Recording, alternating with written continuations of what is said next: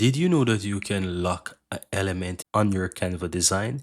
And in this video, I'm going to show you how easy it is to lock your elements in your Canva design. So once you're inside Canva, guys, on your design, you want to go ahead and find the element that you want to lock. So let's say I want to lock this word that says project proposal. I click on it, and once I click on it, you have a few options at the top, and one of them is the open padlock or the open lock. If you hover over this, you will see it says lock position only.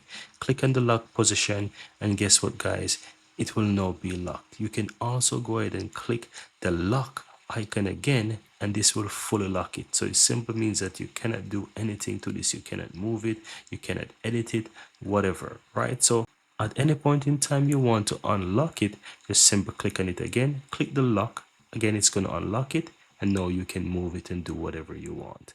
And that's it, guys. That's how you go ahead and lock or unlock elements in your Canva design. Very easy and very simple.